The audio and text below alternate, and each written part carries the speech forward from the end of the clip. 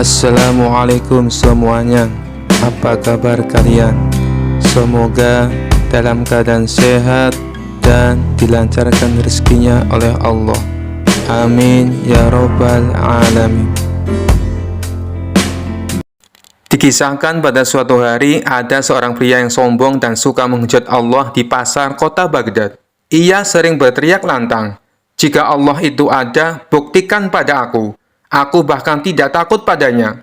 Aku bisa melakukan apapun, termasuk minum racun, tanpa terluka." Orang-orang yang mendengar ucapan itu geram, tetapi tak ada yang berani melawan pria itu, karena badannya besar dan bicaranya kasar. Raja Harun al-Rasyid yang mendengar kabar itu meminta Abu Nawas untuk menghadapinya.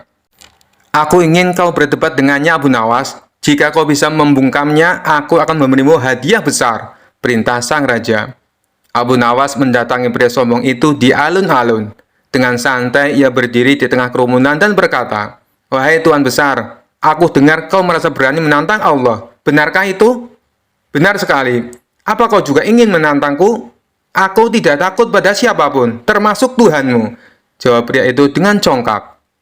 Abu Nawas tersenyum. "Baiklah, jika kau merasa hebat, aku ingin menguji keberanianmu. Minumlah racun ini," katanya sambil mengeluarkan botol kecil yang berisi cairan hitam pekat. Pria itu sedikit terkejut, tetapi ia tidak ingin terlihat takut di depan banyak orang. "Apa racun ini benar-benar mematikan?" tanyanya ragu. "Tentu saja, hanya orang yang percaya pada Allah yang bisa selamat setelah meminumnya," jawab Abu Nawas dengan nada meyakinkan. "Kalau begitu, kau dulu yang minum, baru aku percaya," tantang pria tersebut. Abu Nawas mengangguk dan dengan tenang meminum seteguk cairan hitam itu. Ia pura-pura menikmati, bahkan berdecak. Rasanya enak seperti madu. Orang-orang tercengang. "Wah, Abu Nawas selamat!" Pria sombong itu tidak mau kalah. Ia mengambil botol tersebut dan menenggak isinya. Namun, begitu cairan itu masuk ke tenggorokannya, ia mulai muntah-muntah dan merasa pusing. "Apa ini? Kenapa tubuhku panas sekali?" teriaknya panik. Abu Nawas tertawa kecil. "Tuan, itu bukan racun. Itu hanya campuran cuka dan rempah-rempah. Tapi rasa mualmu itu berasal dari ketakutanmu sendiri. Kau tahu mengapa aku tidak apa-apa? Karena aku percaya pada Allah yang menciptakan segala sesuatu dengan sempurna." Pria itu terdiam, wajahnya memerah karena malu. "Aku salah, aku tidak seharusnya menghujat Allah. Ampunilah aku," katanya sambil berlutut di hadapan Abu Nawas. Abu Nawas tersenyum penuh kemenangan. "Semoga kejadian ini menjadi pelajaran bagimu, bahwa kekuatan manusia tidak ada apa-apanya dibandingkan dengan kekuasaan Allah." Raja Harun al-Rasyid yang menyaksikan dari kejauhan sangat puas dengan kecerdikan Abu Nawas. Ia pun memberikan hadiah besar, sementara pria sombong itu pergi dari alun-alun dengan kepala tertunduk menjadi bahan tertawaan banyak orang. Kisah selanjutnya. Dikisahkan suatu hari di sebuah negeri yang jauh, 5 orang pastor terkenal sebagai orang yang sangat sombong. Mereka sering menganggap bahwa agama mereka adalah yang paling benar, sementara agama lain adalah salah. Ketika mendengar nama Abu Nawas, mereka merasa tertantang dan memutuskan untuk mendatanginya dengan niat mempermalukannya. "Jika kau bisa memenangkan perdebatan melawan kami berlima, kami akan mengakui kebenaranmu," kata salah seorang pastor dengan nada congkak. "Baiklah," jawab Abu Nawas dengan senyum tenang. "Tapi jika aku kalah, aku akan mengikuti apa yang kalian yakini."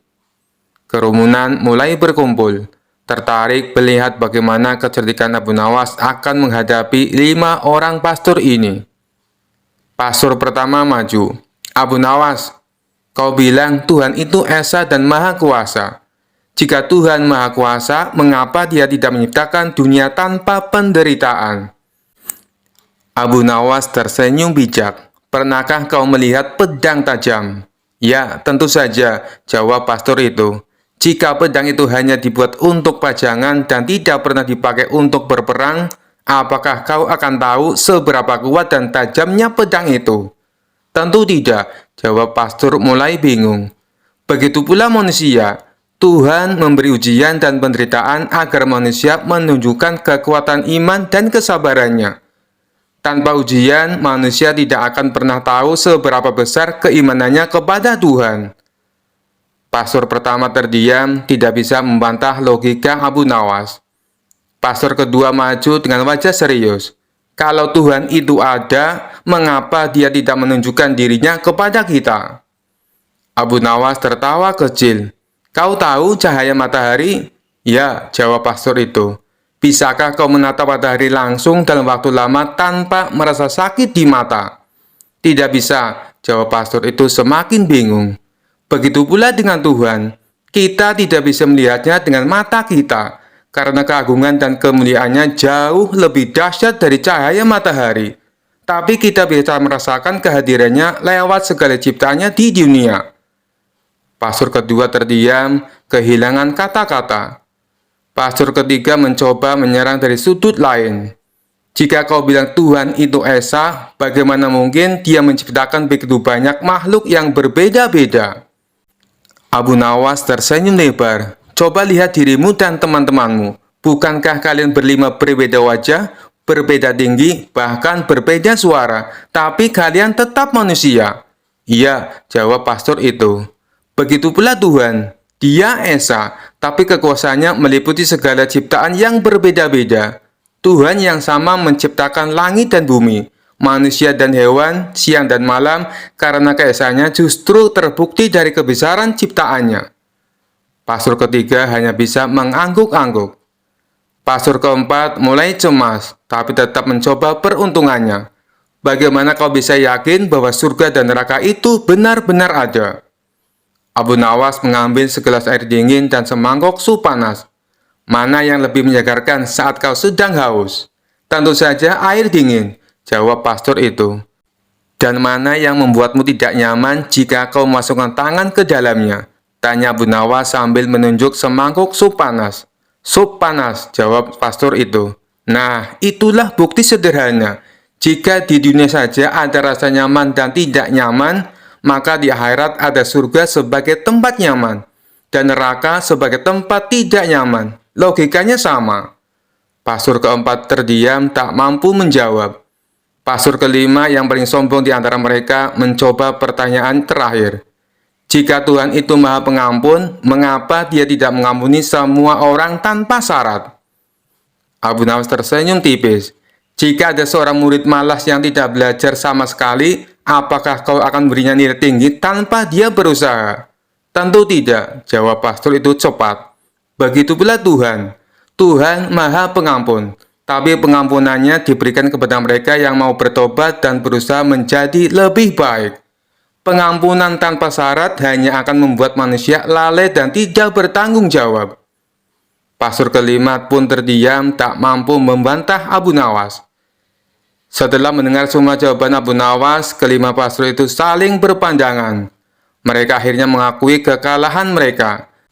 Dengan suara lirih, salah satu pastor berkata, Abu Nawas, kau benar. Kami datang dengan niat untuk mempermalukanmu, tapi justru kami yang dipermalukan oleh kecerdasan dan kebenaranmu.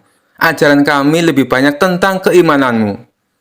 Abu Nawas tersenyum bijak. Kalian telah membuat keputusan yang tepat. Kebenaran adalah milik Tuhan, dan siapapun yang mencarinya dengan hati yang ikhlas akan menemukannya. Kelima pastor itu pun akhirnya meninggalkan keyakinan lama mereka dan memeluk ajaran yang dibawa oleh Abu Nawas. Kisah selanjutnya. Kisah ini berawal ketika baginda raja baru pulang dari negeri seberang. Ia pun menceritakan pengalamannya selama tinggal di sana, termasuk mengenai seorang pengawal pribadi raja negeri seberang yang terkenal sakti. Si pengawal tersebut bisa muncul tiba-tiba tanpa diketahui dari mana ia datang. Mendengar cerita baginda raja, sang menteri pun merasa takjub. Maksud Paduka, pengawal itu bisa muncul tiba-tiba? Tanya sang menteri merasa heran. Benar wahai menteriku, saat itu saya sedang duduk dengan raja negeri seberang. Tapi di samping kanan kirinya tak ada seorang pun pengawal. Lalu saya coba tanya kepadanya, kenapa pengawalmu tidak mendampingi? Dia malah tersenyum. Kemudian dia teriak memanggil pengawalnya. Tiba-tiba di hadapan kami sudah berdiri seorang pengawal. yang entah datangnya dari mana, kata Baginda Raja menjelaskan.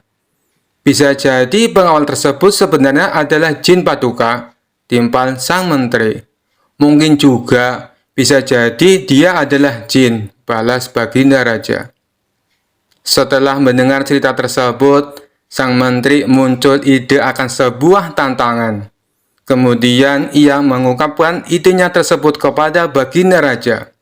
Paduka yang mulia, bukankah selama ini tantangan Paduka selalu berhasil dikalahkan Abu Nawas? Bagaimana kalau Abu Nawas ditantang seperti pengawal sakti itu? Kata sang menteri mengusulkan. Tantangan? Tantangan apa? Aku belum paham dengan maksudmu, tanya Baginda Raja bingung. Begini Paduka, Abu Nawas kita tantang hadir di depan Paduka, tapi tidak boleh dengan jalan kaki, tidak boleh berkendaraan, dan tidak boleh kelihatan. Dia harus datang tiba-tiba seperti pengawal itu, kata sang menteri menjelaskan. Bagus sekali ide kamu, saya setuju. Kali ini Abu Nawas pasti akan kalah, balas Baginda Raja kegirangan. Tanpa membuang-buang waktu, Baginda Raja langsung memerintahkan beberapa pengawal untuk memanggil Abu Nawas. Singkat cerita, datanglah Abu Nawas menghadap Baginda Raja. Wahai Abu Nawas, apakah kamu masih berani menerima tantanganku? Tanya Baginda Raja. Tentu saja saya berani Paduka, tapi saya perlu tahu apa impiannya kalau saya berhasil, kata Abu Nawas balik bertanya. Karena tantangan ini sangat sulit dan mustahil, hadiahnya akan aku tambah menjadi 1000 dinar. Tapi bila kamu gagal, sebagai hukumannya, kamu harus memandikan kuda-kuda istana selama sebulan. Dan semua hadiah yang selama ini aku berikan, harus kamu kembalikan. Karena hadiah tersebut akan aku serahkan kepada menteriku. Sebab dialah yang punya ide tantangan ini. Apa kamu bersedia? Tanya Baginda Raja kembali. Mendengar hadiah yang begitu besar, spontan Abu Nawas langsung tergiur. Baik Paduka yang mulia, saya sangat bersedia, sahut Abu Nawas dengan muka berseri-seri. Kemudian Baginda Raja memberitahu tantangan yang akan ia berikan. Besok kamu harus ada di sini persis seperti sekarang ini, berdiri tepat di hadapanku. Tapi ada syaratnya, kamu ke sini tidak boleh berjalan kaki, tidak boleh naik kendaraan, dan tidak boleh terlihat oleh siapapun. Pokoknya tahu-tahu kamu sudah ada di sini, jelas Baginda Raja. Seketika jantung Abu Nawas langsung berdebar kencang mendengar tantangan tersebut. Ini tantangan yang mustahil, mana mungkin aku bisa melakukannya, pikir Abu Nawas. Di tengah kebingungan Abu Nawas, Baginda Raja kembali berkata, kalau kamu membatalkan tantangan ini, itu saja kamu mengaku kalah. Dan itu berarti kamu harus menjalani hukuman dan menyerahkan semua hadiahmu kepada menteriku. Sementara sang menteri merasa puas dengan ide tantangan yang dimilikinya. Mampus kau Abu Nawas, kau akan menderita selama sebulan, ucap sang menteri dalam hati. Nasi sudah menjadi bubur, Abu Nawas tak mungkin membatalkan tantangan tersebut. Ia pun lalu mohon diri kepada Baginda Raja untuk pamit pulang ke rumahnya. Setibanya di rumah, Abu Nawas duduk di teras rumah sambil memutar otaknya. Ia terus memikirkan cara agar terlepas dari hukuman. Namun sampai waktu menjelang sore, ia tak juga menemukan solusinya. Hampir saja Abu Nawas dibuat stres karena akan cerdiknya menemukan jalan buntu. Saat ia tengah termenung, salah seorang tetangganya lewat di depan rumah Abu Nawas dengan memanggul karung yang besar. Iseng-iseng Abu Nawas bertanya kepadanya, "Wahai kawan, apa yang kau bawa itu?" Tetangganya menjawab, "Kambing Abu Nawas." "Kambing? Kenapa tidak dituntun saja? Itu akan meringankan pekerjaanmu," kata Abu Nawas menyarankan. "Saya sengaja Abu Nawas, biar orang-orang tidak tahu," balas tetangganya. Dari situlah akhirnya Abu Nawas menemukan solusi atas tantangan Baginda Raja. Kemudian Abu Nawas pergi menemui menteri yang punya ide tantangan tersebut. "Tuan Menteri, Sepertinya besok saya akan dihukum. Tapi bolehkah saya minta tolong? Pinta Abu Nawas. Minta tolong apa? Tanya sang menteri. Besok ambillah karung yang ada di rumahku dan bawalah ke hadapan Baginda Raja. Ucap Abu Nawas. Apa isi karung itu? Tanya sang menteri kembali. Isinya semua hadiah dari Baginda Raja. Selama ini aku kumpulkan di dalam karung tersebut. Bukankah nantinya juga akan jadi milikmu? Ujar Abu Nawas. Oh, baiklah Abu Nawas. Saya siap, balas sang menteri. Esok paginya sang menteri menuju rumah Abu Nawas. Sesampainya di sana, ia hanya menjumpai istrinya. Mana Abu Nawas? Tanya sang menteri. Abu Nawas sudah berangkat ke istana, jawab istri Abu Nawas. Kemudian istri Abu Nawas menunjukkan karung yang akan dibawa oleh Tuan Menteri. Dengan hati gembira, sang menteri memanggulkan tersebut sampai ke istana. Meskipun terik matahari sangat panas tak membuat sang menteri merasa letih. Karena rasa letihnya terobati dengan hadiah yang akan ia dapatkan. Setelah sang menteri tiba di istana, ia pun segera menghadap Baginda Raja. Apa yang kau bawa itu? Dan mana Abu Nawas? Tanya Baginda Raja. Bukannya Abu Nawas sudah ke sini? Kata istrinya, ia sudah berangkat dari pagi Paduka. Dan karung ini adalah semua hadiah yang Abu Nawas kumpulkan. Jawab sang menteri. Mana? Sampai saat ini Abu Nawas belum kelihatan. Ya, sudahlah, kita tunggu saja. Sekarang, buka ikatan tali karung itu. Aku ingin melihat isinya. Sang menteri pun langsung membuka ikatan tali karung tersebut. Ketika karung itu terbuka, tiba-tiba muncul Abu Nawas dari dalam karung. Hamba sudah di sini Paduka, seperti yang Paduka inginkan. Tidak berjalan kaki, tidak berkendaraan, dan tidak diketahui oleh siapapun. Ucap Abu Nawas. Sontak Baginda Raja dan sang menteri terkejut dibuatnya. Baginda Raja pun langsung tertawa terpinggal-pinggal dengan tingkah Abu Nawas ini. Kamu memang cerdik Abu Nawas, puji Baginda Raja sambil terus tertawa.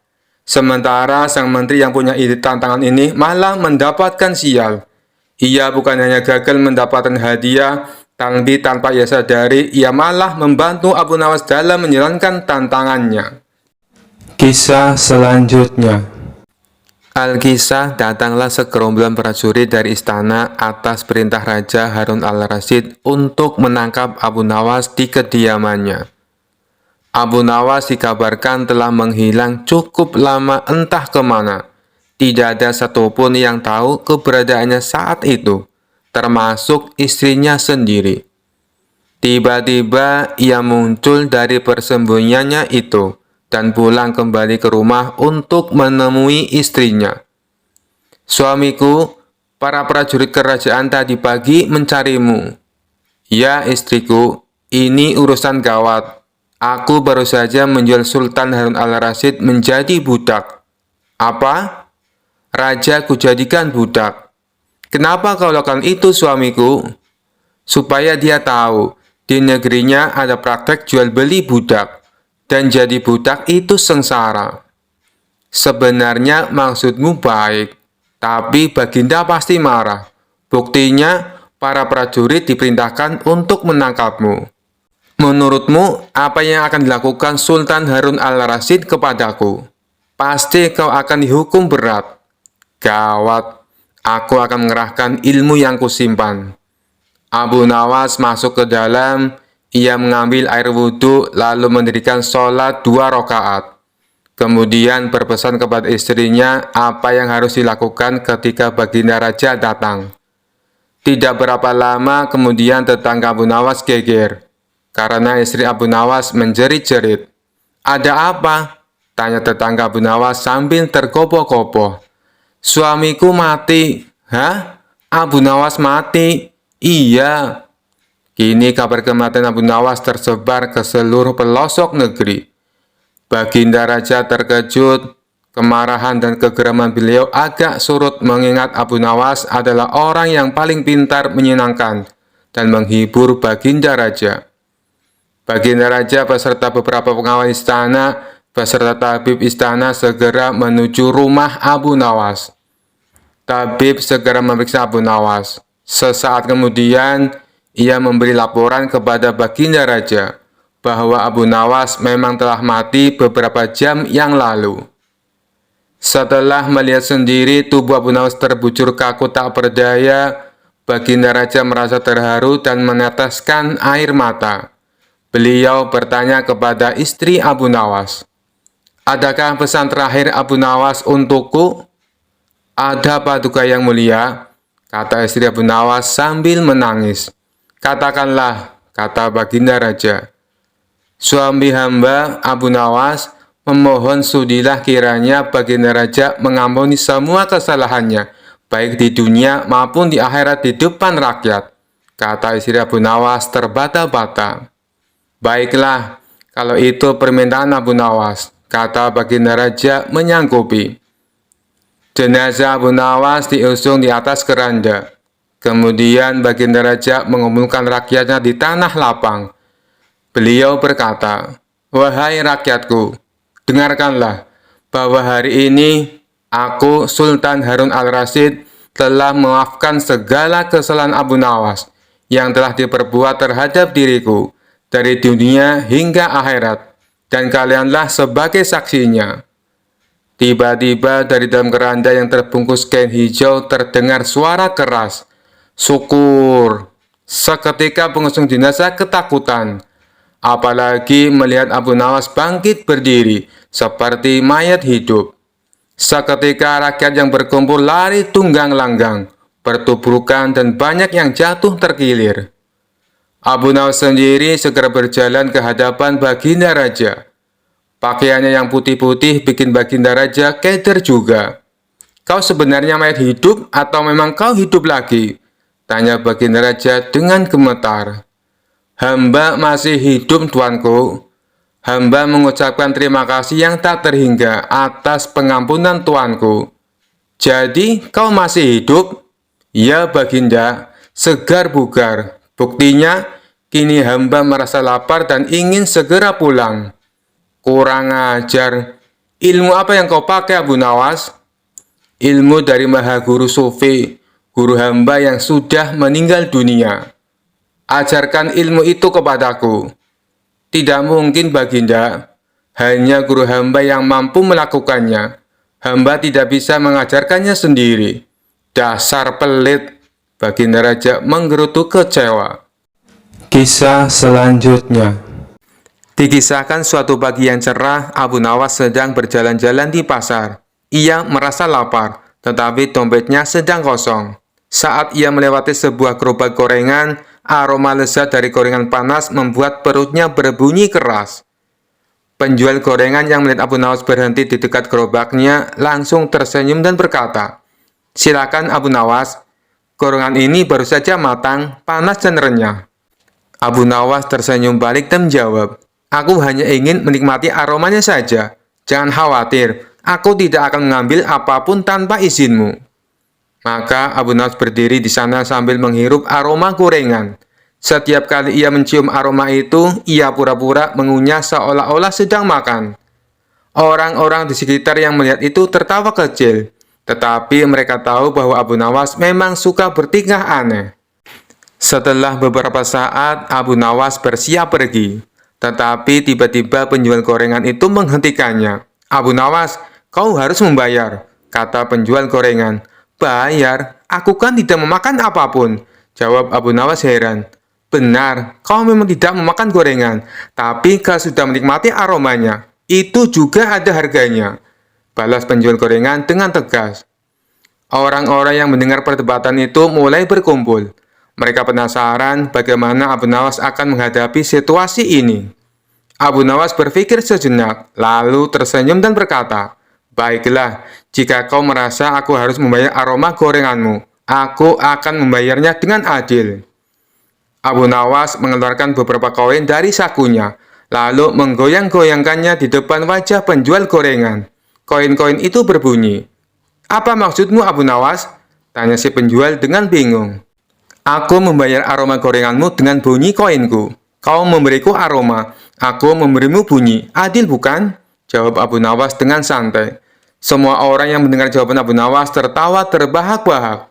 Penjual gorengan itu tidak bisa berkata apa-apa lagi. Ia hanya bisa menggeleng-geleng kepala sambil tersenyum kecut.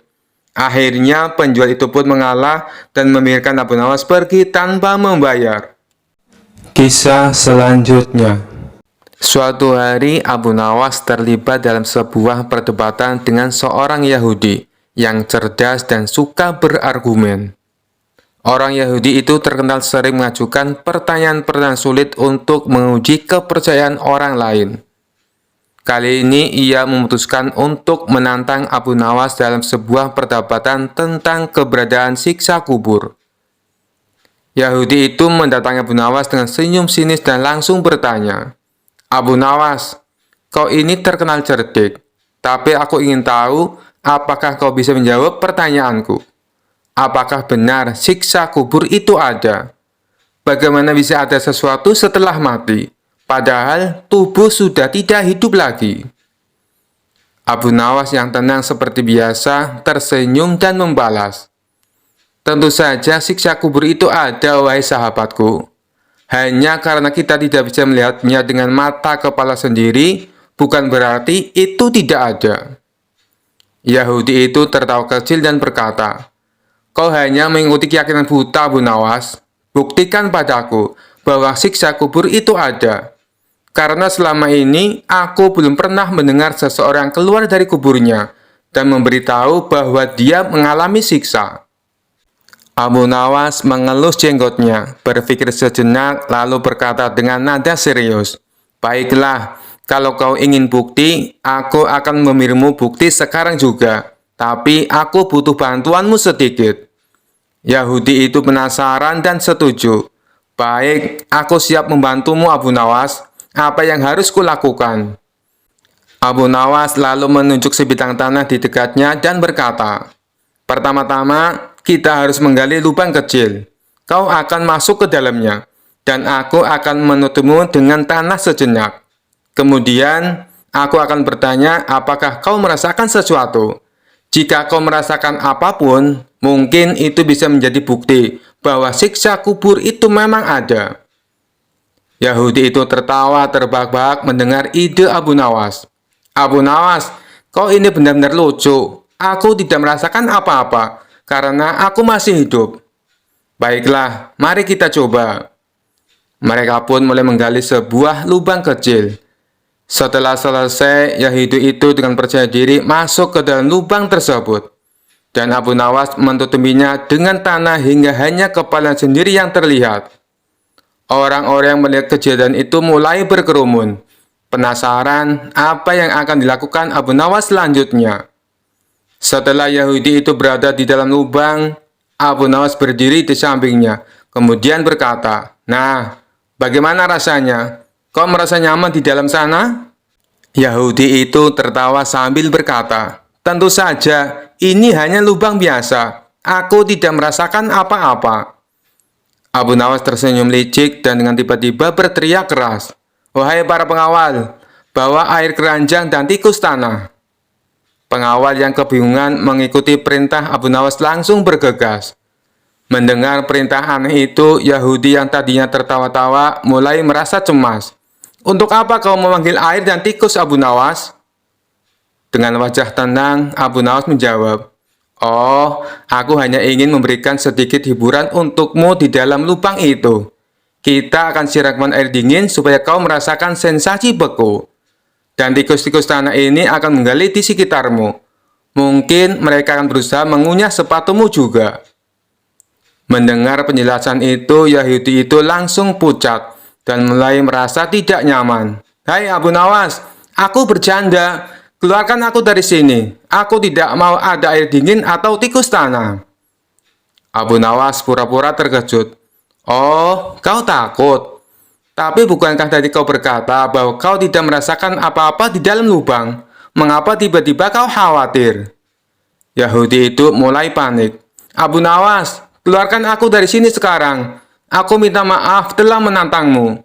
Aku tidak mau merasakan apapun di dalam kubur ini, bahkan tikus sekalipun." Abu Nawas tertawa kecil, lalu segera mengangkat Yahudi itu keluar dari lubang. Setelah keluar, Yahudi itu tampak kebingungan, tapi juga merasa lega. Abu Nawas menepuk bahu Yahudi itu sambil berkata, "Kau lihat sahabatku, bahkan di lubang kecil itu, ketika aku menyebutkan tentang siksa kecil seperti air dingin dan tikus, kau sudah mulai takut. Padahal itu bukan siksa kubur yang sebenarnya. Bayangkan jika kau berada di dalam kubur yang sesungguhnya dan merasakan siksa yang tidak bisa kau bayangkan." Yahudi itu terdiam, merenungi kata-kata Abu Nawas. Ia akhirnya menyadari bahwa ada banyak hal yang tidak bisa dijelaskan dengan logika sederhana. Dan rasa takut yang ia alami tadi menjadi bukti bahwa sesuatu yang tak terlihat memang bisa nyata adanya. "Baiklah Abu Nawas," kata Yahudi itu dengan wajah serius. "Kau menang kali ini. Aku belajar satu hal penting hari ini. Kadang sesuatu yang tidak terlihat justru lebih menakutkan daripada yang bisa kita lihat." Abu Nawas tersenyum dan menjawab, "Betul sekali sahabatku, bukan hanya mata yang menjadi saksi kebenaran, tapi juga hati dan perasaan. Semoga kau mendapatkan pelajaran dari pengalaman ini." Kisah selanjutnya. Dikisahkan pada suatu hari, Abu Nawas sedang berjalan-jalan di pasar. Ia melihat sebuah kios kecil dengan papan bertuliskan "Tukang servis radio, dijamin beres, jika tidak uang kembali." Abu Nawas berhenti sejenak, membaca tulisan itu dengan seksama, lalu tersenyum lebar. Ia berpikir untuk menguji keahlian tukang servis tersebut. Abu Nawas pulang ke rumah dan mencari sesuatu. Ia menemukan sebuah kotak kayu tua yang bentuknya mirip radio.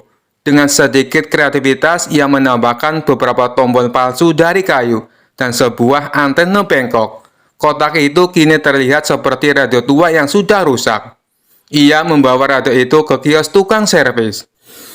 "Assalamualaikum," sapa Abu Nawas. "Waalaikumsalam Tuan, silakan, ada yang perlu saya perbaiki?" jawab si tukang servis dengan ramah.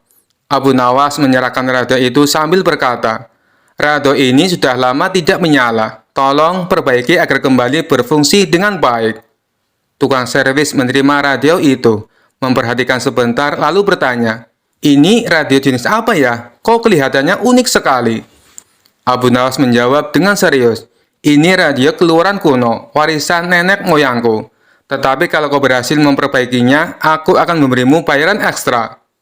Tukang servis mulai membongkar radio tersebut. Ia memeriksa antena, tombol-tombol, dan bagian dalamnya. Namun semakin ia memeriksa, semakin bingung. Karena radio itu ternyata hanyalah kotak kayu kosong. "Tuan, ini bukan radio, ini hanya kotak kayu," seru tukang servis. Abu Nawas menggeleng sambil tersenyum. "Tidak mungkin, itu radio keluarga kami yang sangat berharga. Kalau kau bisa memperbaikinya, aku minta uangku kembali sesuai jaminan di papanmu." Tukang servis terdiam. Ia tak ingin kalah, lalu ia berkata, "Baiklah Tuan, beri aku waktu 1 hari untuk memperbaiki radio ini." Keesokan harinya, Abu Nawas datang kembali. Tukang servis menyerahkan radio itu sambil berkata, "Ini sudah selesai Tuan, saya berhasil memperbaikinya." Abu Nawas terkejut, "Bagaimana mungkin? Apa yang kau lakukan?"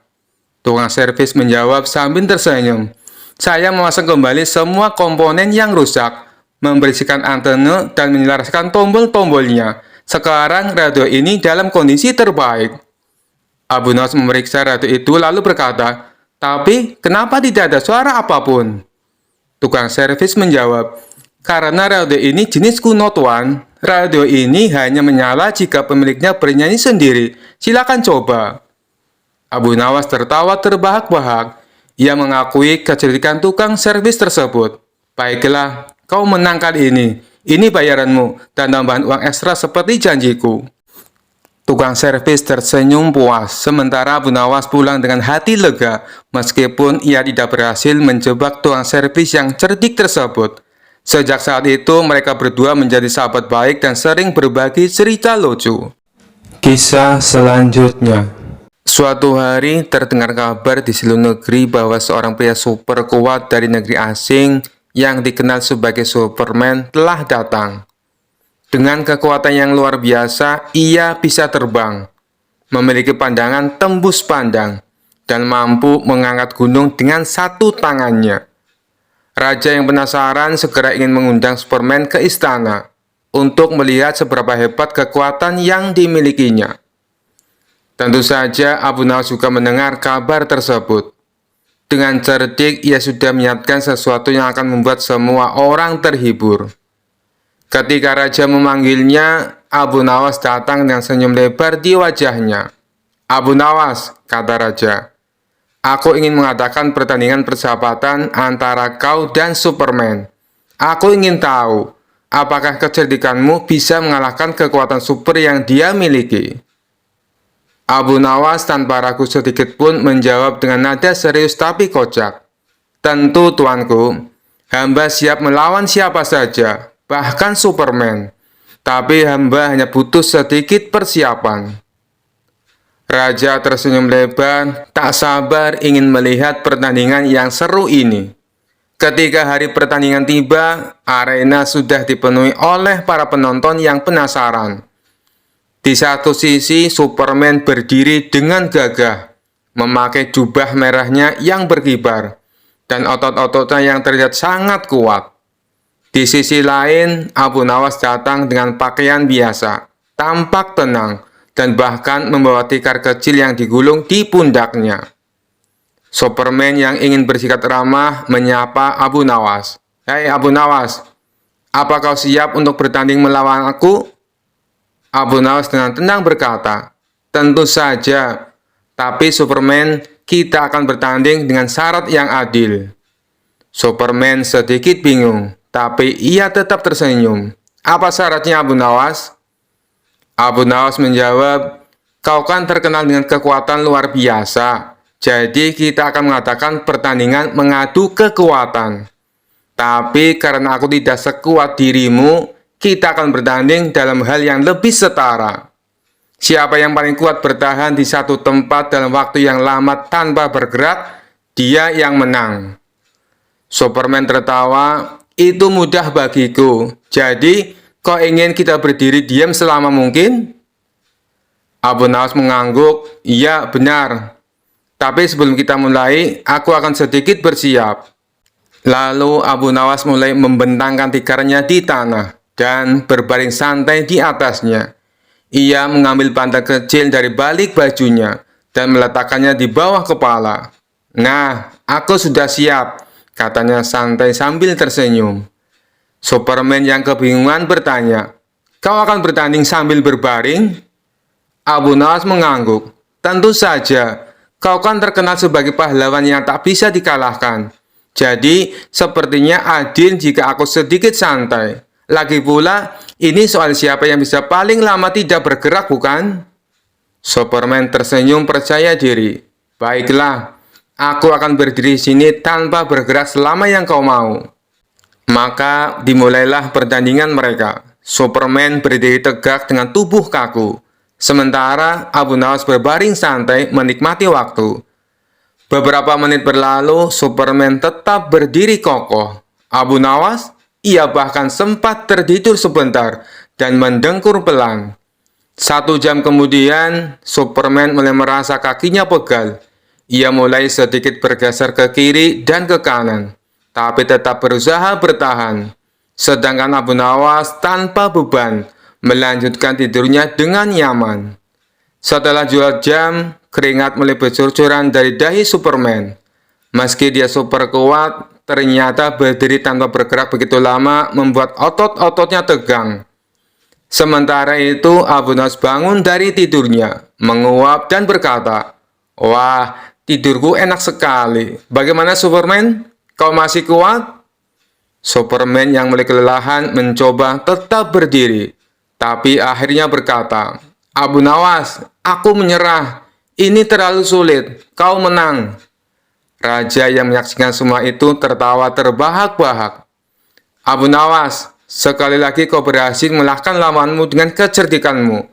Bahkan Superman pun tak bisa bertahan melawan strategimu yang unik." Abu Nawas berdiri, menggelar tikarnya dan berkata, "Tuanku, kekuatan saja tidak cukup. Kadang yang terpenting adalah bagaimana kita menggunakan kecerdikan. Lagi pula, siapa yang tidak suka tidur siang?" Semua orang di istana tertawa terbahak-bahak, termasuk Superman yang akhirnya mengakui bahwa Abu Nawas memang bukan lawan sembarangan. Meski tidak memiliki kekuatan super, kecerdasan Abu Nawas adalah kekuatan terbesarnya. Dan sejak hari itu, Raja terus memuji kecerdikan Abu Nawas. Sementara Superman pun belajar bahwa tidak semua masalah bisa diatasi dengan kekuatan saja. Kisah selanjutnya. Dikisahkan suatu hari Abu Nawas dipanggil menghadap Raja Harun al-Rasyid. Dengan nada serius sang raja berkata, "Abu Nawas, aku telah menemukan pasangan yang cocok untukmu. Dia cantik, baik hati, dan dari keluarga terhormat." Abu Nawas tersenyum. "Terima kasih Baginda, saya siap menikah jika itu kehendak Baginda. Tapi siapa dia?" Raja menepuk bahunya. "Dia adalah putri seorang bangsawan, tapi ada satu hal yang perlu kau tahu, dia buta." Abu Nawas terkejut tetapi berusaha tetap tenang. "Buta Baginda? Apakah Baginda yakin ini keputusan yang tepat?" Raja menjawab dengan nada bijak. "Iya, dia buta, tapi hatinya terang. Jangan kau nilai seseorang hanya dari matanya Abu Nawas. Ini akan menjadi pelajaran untukmu." Setelah menerima keputusan Raja, Abu Nawas akhirnya bertemu dengan calon istrinya. Gadis itu memang cantik dengan senyum manis dan tutur kata yang lembut. "Abu Nawas," kata gadis itu, "aku tahu kau dipaksa menikah denganku, tapi aku harap kau ikhlas menerima keadaanku." Abu Nawas tersenyum. "Tentu Nona, keikhlasan adalah kekuatan terbesar manusia, dan saya yakin kita bisa saling melengkapi." Namun dalam hati Abu Nawas mulai memikirkan cara agar ia bisa keluar dari situasi ini tanpa menyinggung perasaan siapapun. Di malam harinya Abu Nawas menemui Raja dan berkata, "Baginda, saya ingin menikah dengan gadis itu, tapi ada satu syarat." Raja terkejut. "Apa syaratmu Abu Nawas?" "Saya ingin menguji kesetiaan dan keberanian calon istri saya," jawab Abu Nawas. "Beri waktu saya seminggu untuk melihat apakah dia mau menerima ujian ini." Raja setuju meski sedikit bingung dengan permintaan Abu Nawas. Abu Nawas menemui gadis itu keesokan harinya dan berkata, "Nona, sebelum kita menikah, saya ingin memastikan bahwa kau adalah orang yang tepat untuk menjadi pendamping hidupku. Bisakah kau melakukan sesuatu untukku?" Gadis itu dengan percaya diri menjawab, "Apa saja Abu Nawas, katakanlah." Abu Nawas tersenyum. "Aku ingin kau belajar memanah. Seorang istri harus bisa melindungi suaminya di masa sulit." Gadis itu tertawa. "Abu Nawas, bagaimana aku bisa memanah kalau aku bahkan tak bisa melihat sasaran?" "Tidak apa-apa," balas Abu Nawas. "Aku akan menjadi sasarannya. Kau hanya perlu mendengar suaraku dan menembak ke arah itu." Setelah seminggu belajar, gadis itu benar-benar mencoba memanah Abu Nawas. Dengan bimbingan Abu Nawas, panahnya malah melesat jauh dan menancap di sebuah pohon. Melihat kejadian ini, Abu Nawas dengan cerdik berkata kepada Raja, "Baginda, calon istri saya luar biasa, tapi saya khawatir jika suatu hari saya membuatnya marah, saya tidak akan selamat." Raja tertawa terbahak-bahak mendengar alasan Abu Nawas. "Baiklah Abu Nawas, aku mengerti. Kau bebas dari perjodohan ini, tapi aku harap kau tetap menghormati gadis itu." Akhirnya Abu Nawas berhasil keluar dari pernikahan itu tanpa menyakiti perasaan siapapun. Kisah selanjutnya. Dikisahkan ada seorang sahabat raja yang tak suka dengan keberadaan Abu Nawas di ruang lingkup istana. Abu Nawas sendiri juga tidak suka kepadanya. Tapi ketidaksukaan Abu Nawas bukan tanpa sebab. Abu Nawas kerap kali mempergokinya tengah menyalahgunakan kedekatnya dengan raja untuk memeras rakyat kecil. Akan tetapi setiap kali Abu Nawas mengadukan hal itu kepada Baginda Raja, justru malah membelanya. Baginda Raja menganggap bahwa tuduhan Abu Nawas hanya karena ketidaksukaannya. Suatu hari sahabat Baginda Raja tersebut diangkat jadi gubernur di mana Abu Nawas tinggal. Hanya dalam waktu sebulan, Abu Nawas sudah banyak mendapatkan aduan dari masyarakat tentang perilaku gubernur barunya itu. "Wahai Abu Nawas, gubernur baru kita telah bertindak semena-mena. Ia sangat kejam sama rakyat kecil, dan ia juga sering berbuat korupsi," kata salah satu warga. "Engkau kan dekat dengan Baginda Raja, laporkan saja padanya Abu Nawas, biar dia dipecat. sahut lainnya. Dia itu sahabat raja. Kalau saya sendirian mengadu, tentu Paduka lebih percaya padanya, ujar Abu Nawas. Lalu apa yang harus kita lakukan? Kita tidak mau terus-terusan tertindas oleh ulah gubernur baru itu, kata para warga. Mendengar keluhan tersebut, sejenak Abu Nawas terdiam. Ia memikirkan cara supaya baginda raja percaya kepadanya. Lebih baik kita ke istana sama-sama. Nanti di hadapan baginda raja, biar aku yang bicara untuk mewakili kalian, ucap Abu Nawas. Maka pada keesokan harinya, Abu Nawas dan beberapa keluarga datang menghadap baginda raja. Melihat Abu Nawas datang dengan membawa orang banyak, sempat membuat baginda raja kaget. Ada apa Abu Nawas? Kenapa kau bawa orang banyak sekali? Tanya baginda raja. Mereka mau mengadukan bahwa gubernur baru yang Paduka angkat telah berbuat zalim. Ia semena-mena dengan rakyat kecil. Dan ia juga sering memakan dana bantuan yang seharusnya diberikan kepada warga miskin, kata Abu Nawas memberitahu. Spontan baginda raja kaget mendengarnya. Apa benar begitu? Tanya baginda raja kepada warga yang datang. Benar Paduka yang mulia, jawab mereka serempak. Kalian jangan bohong ya, setahu saya gubernur kalian itu adil dan bijaksana, ucap baginda raja yang tidak tahu kondisi sebenarnya. Melihat hal tersebut, Abu Nawas segera maju ke depan. Wahai Paduka yang mulia, apalah arti adil dan bijaksana gubernur kami, jika tidak dinikmati oleh warga provinsi lain? Oleh karena itu, sudilah kiranya baginda raja memindahkan gubernur kami ke tempat yang lain, agar keadilan dan kebijaksanaannya bisa dinikmati seluruh rakyat, kata Abu Nawas beralasan. Mendengar itu, baginda raja tertawa sambil meninggalkan mereka. Baginda raja pun mengabulkan permintaan Abu Nawas dan para rakyatnya. Begitulah cara Abu Nawas memberitahu kelakuan sahabat baginda raja tanpa harus menyakiti hati baginda raja. Kisah selanjutnya. Dikisahkan suatu pagi yang cerah, Abu Nawas sedang duduk di depan rumahnya sambil menikmati secangkir teh hangat. Tiba-tiba seorang tetangga bernama Pak Jalal datang dengan wajah cemberut, membawa seutas tali yang ujungnya terikat bulu ayam. Abu Nawas, kau pasti tahu ayamku hilang semalam, dan ini? Seru Pak Jalal sambil menunjukkan bulu ayam. Aku menemukan bulu ayam ini di depan rumahmu. Kau pasti mencurinya. Abu Nawas terkejut, tapi ia tetap tenang. Dengan gaya santai, ia menatap bulu ayam itu dan berkata, Pak Jalal, ini hanya bulu ayam. Mana buktinya kalau aku yang mencuri ayammu? Jangan pura-pura, Abu Nawas. Kau pasti pelakunya, bentak Pak Jalal. Baiklah, kata Abu Nawas sambil tersenyum. Kalau begitu, mari kita pergi ke hakim untuk menyelesaikan masalah ini. Mereka pun pergi ke rumah hakim. Di sana Pak Jalal menjelaskan bahwa ia menemukan bulu ayam di depan rumah Abu Nawas dan menuduh Abu Nawas sebagai pencurinya. Hakim mengangguk-angguk, lalu bertanya kepada Abu Nawas, bagaimana pembelaanmu Abu Nawas?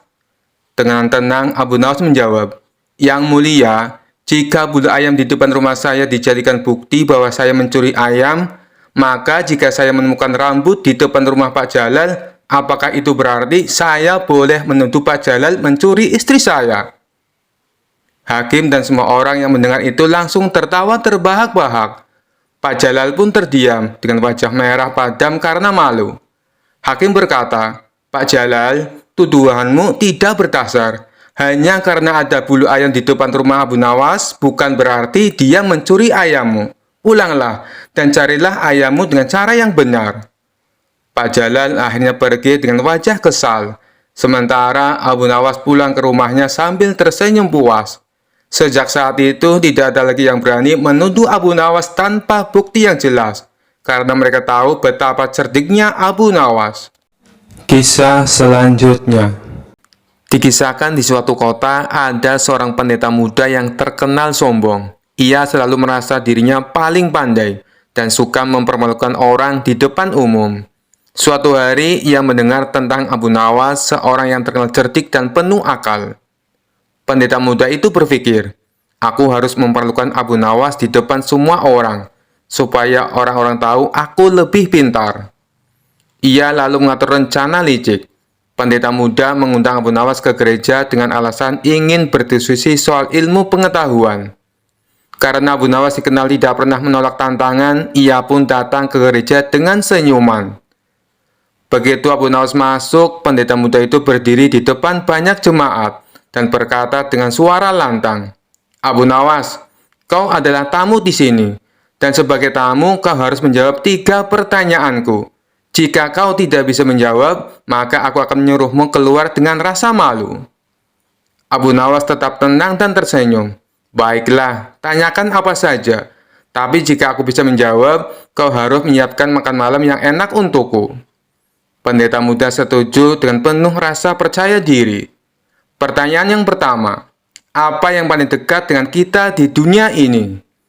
Abu Nawas menjawab tanpa ragu, "Kematian.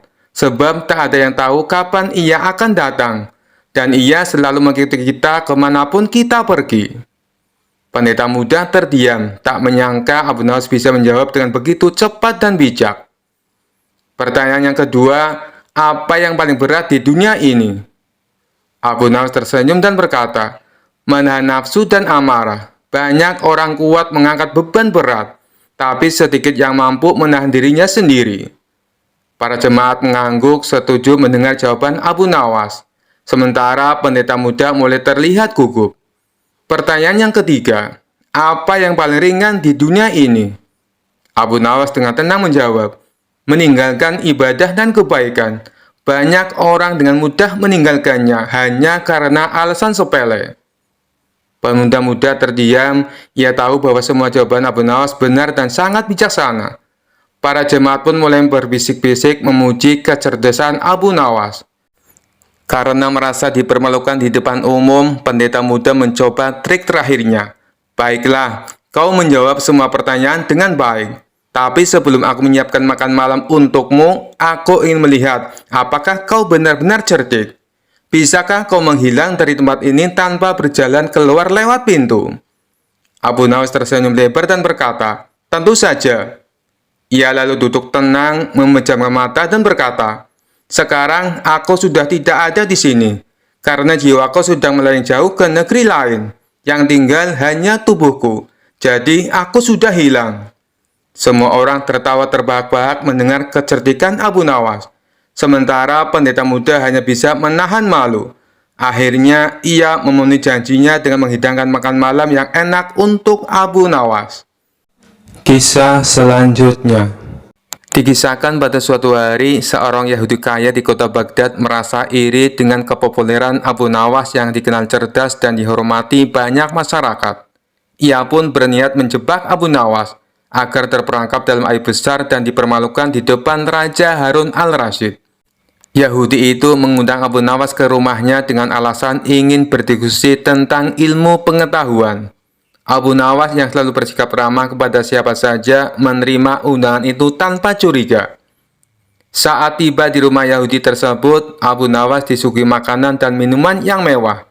Namun ada satu minuman yang tampak mencurigakan bagi Abu Nawas, sebuah gelas berisi cairan merah. "Abu Nawas," kata Yahudi itu dengan senyum licik, "minuman ini adalah sari buah anggur yang sangat langka. Hanya orang-orang istimewa yang bisa mencicipinya. Silakan minumlah." Abu Nawas melirik gelas itu dengan tatapan tajam. Ia tahu betul bahwa itu bukan sekedar sari buah, melainkan arak. Namun ia tidak ingin langsung menolak, karena bisa jadi itu adalah jebakan untuk memfitnahnya. "Ampun Tuan," kata Abu Nawas dengan nada polos, "minuman ini memang terlihat lezat. Tapi bolehkah aku bertanya, apakah ini halal untuk diminum oleh seorang muslim seperti aku?" Yahudi itu berpura-pura terkejut. "Tentu saja halal. Ini hanya sari buah anggur biasa. Tidak ada yang haram di dalamnya." Abu Nawas tersenyum kecil. Ia lalu memegang gelas itu, mendekatkannya ke hidungnya dan pura-pura menghirup aromanya. Aromanya memang kuat. Tapi apakah Tuan yakin ini hanya sari buah anggur? Sebab dari baunya ini lebih mirip minuman yang memabukkan.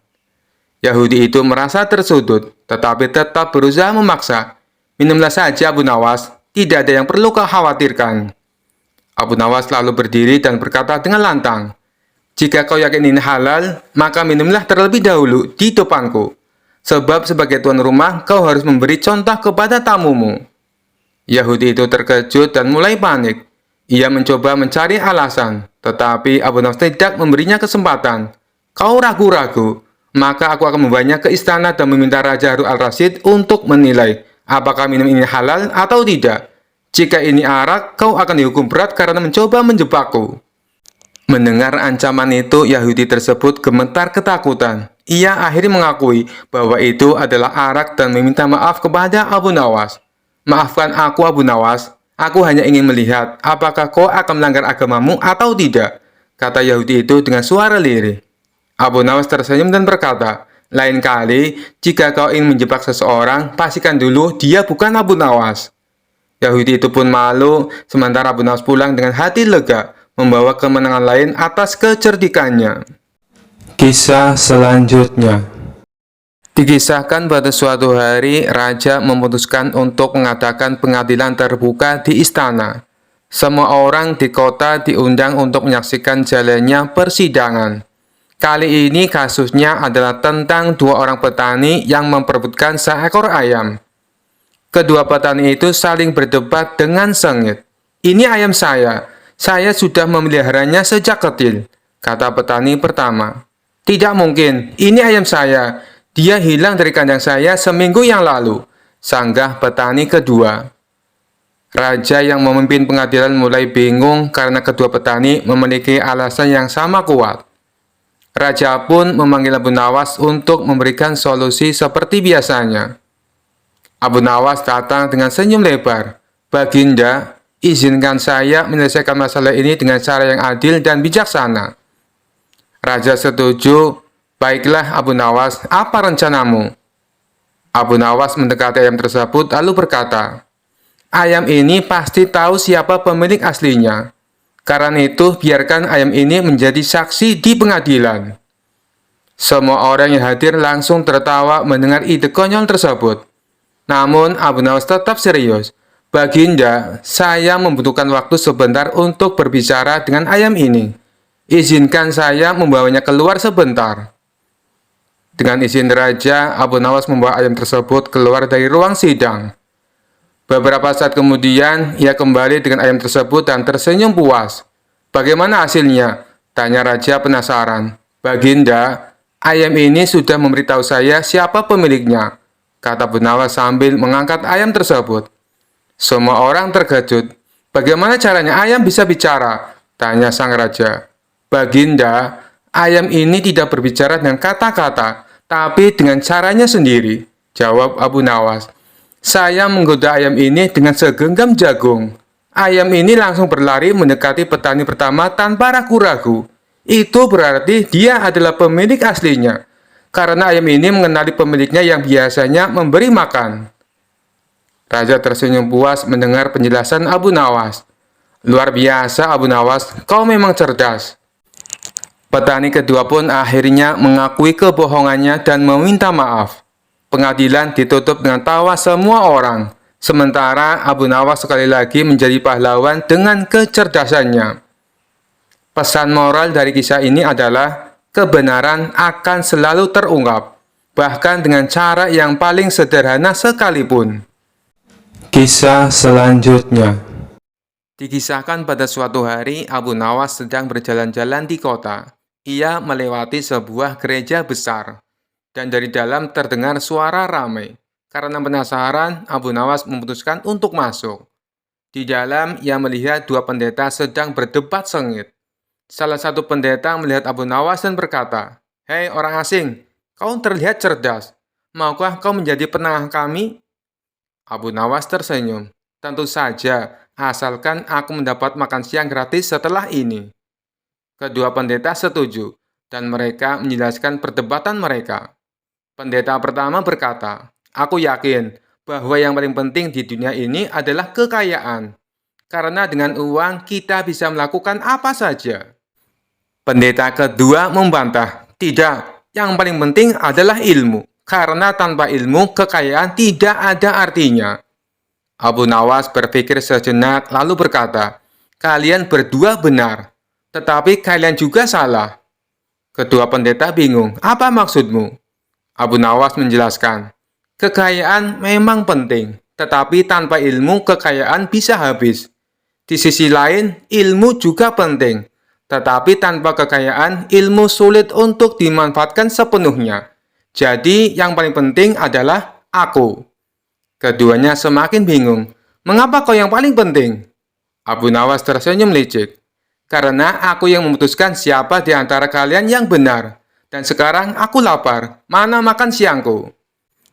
Kedua pendeta itu tertawa terbahak-bahak, menyadari kecerdikan Abu Nawas. Mereka pun memberinya makan siang yang lezat, dan perdebatan mereka pun selesai dengan damai. Sekian dulu perjumpaan kita kali ini. Sampai bertemu lagi di kisah-kisah selanjutnya. Terima kasih yang sudah subscribe dan setia menonton channel ini. Wassalamualaikum warahmatullahi wabarakatuh.